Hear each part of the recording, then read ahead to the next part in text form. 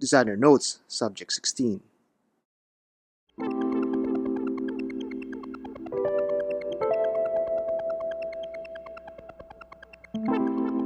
What subject would you like us to discuss next? Subscribe and comment to let us know. We've all seen it before. It's the Luigi to Nintendo's Mario. It's the Scottie Pippen to the Bulls' Michael Jordan. It's the other Kardashian. Being second sometimes is worse than not being ranked at all. The 5500 series of G-Shocks somehow fell into this problem. But is it really worse or the lesser G-Shock Square? Here's why it's actually better. Sometime in 1985, G-Shock released the 5500 series and dubbed it G-Shock 2. It was meant to be the next generation of G-Shocks with the added mud resistance by covering its buttons with a resin outer shell. It retained everything else from the original G-Shock Square, making it a clear upgrade on paper. It was advertised towards the military, outdoor, and recreational crowd. Even Arnie used it in the climax of his movie The Running Man. With all these going for it, the 5500 should have been a clear smash hit like its older sister, the DW5000. Sadly, the wristwatch audience proved to be a tough crowd. Casio saw that the 5500 was not getting traction in the market and didn't feel it was worth its time to keep producing variations of the model. It opted to milk its older line of DW5000, which was a good decision, seeing how profitable the 5000 was, down to the 5600 series today.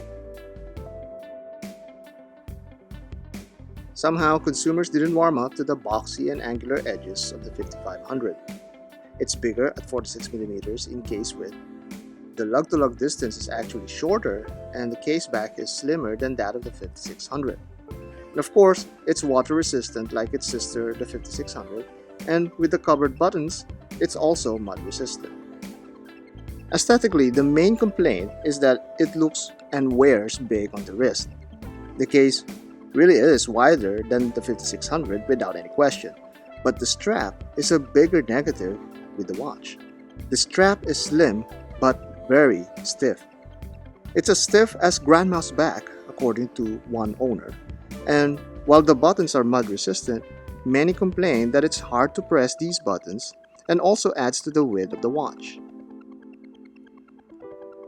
Kikuo Ibe, inventor of the G-Shock, was even worried about releasing the 5000 series and felt that it was too big.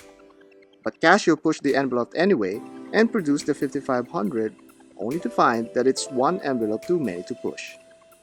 People kept buying the 5000 series instead, even to this day with its successor, the 5600. Is there hope for the 5500 series? So we went to social media and asked why the 5500 was not loved. Here's the response.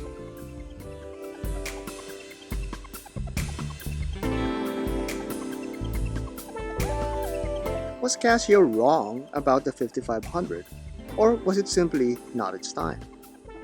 What would it take for the 5500 to get more attention and love from Casio fans?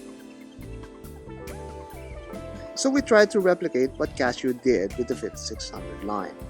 We made a metal version of the 5500.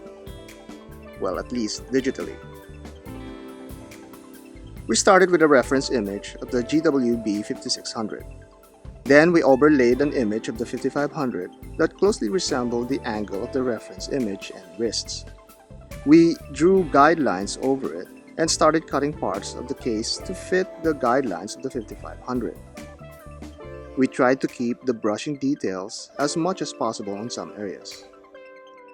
We did change the buttons to have a chrome material instead of the resin cover the original had. Overall, the proportions remained the same. The biggest change came with the inner bezel. The 5500 had the original bezel extend further inside to cover part of the LCD. This was not included in the render. We saw that this would actually cover part of the solar panel that Casio had with the GWB line.